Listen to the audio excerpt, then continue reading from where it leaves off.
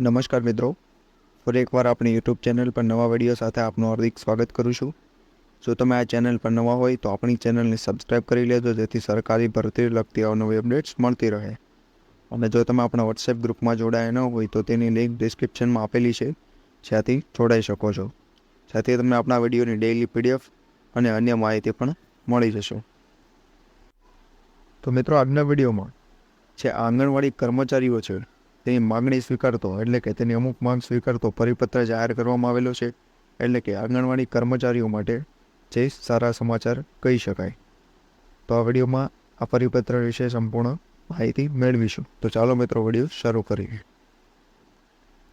તો મિત્રો, આજનો વિડીયો શરૂ કરતા પહેલાં જે પ્રાથમિક શાળામાં જે શિક્ષક ભરતી આવેલી છે, જે માત્ર પીટીસી બીએડ તેમજ BA BSc MSc પર આવેલી છે, જે ઓનલાઈન અરજી આ ઈમેલ આઈડી પર કરવાની રહેશે। અને આની સંપૂર્ણ પીડીએફ આપણા વોટ્સએપ ગ્રુપ પરથી મળી જશે। તે ઉપરાંત આ શિક્ષક ભરતી જે બાલવાટિકાથી ધોરણ 12 સુધીમાં આવેલી છે, જેનો સંપૂર્ણ વિડીયો પણ આપણે યુટ્યુબ ચેનલ પર ઉપલબ્ધ છે, જ્યાંથી તમે જોઈ શકો છો।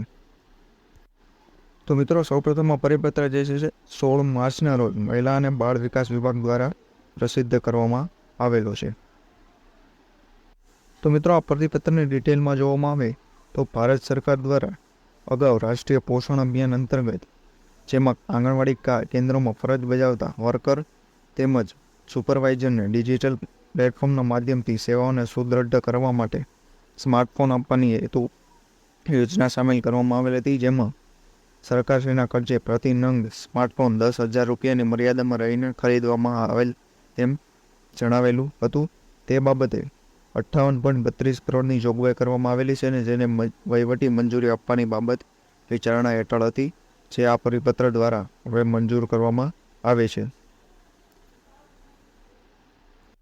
એટલે કે અહીં જોવામાં આવે તો બાળ વિકાસની કચેરીની દરખાસ્ત મુજબ પોષણ અભિયાન અંતર્ગત આંગણવાડી વર્કર બહેનોને આંગણવાડીની વિવિધ કામગીરી કરવા માટે કેન્દ્રોના આંગણવાડી વર્કર બહેનોને 5G સ્માર્ટફોન ખરીદવા અથવા DBT એટલે કે ડાયરેક્ટ બેનિફિટ ટ્રાન્સફર અંતર્ગત 58.32 કરોડની નવી બાબતને આથી નીચેની શરતોને આધીન મંજૂરી આપવામાં આવે છે।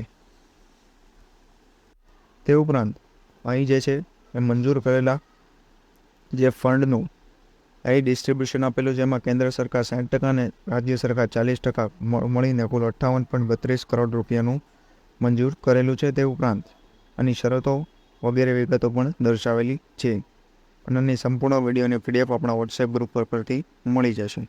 તો આજના વિડીયો પર બસ આટલું જ। ફરી મળીશું નવી માહિતી સાથે।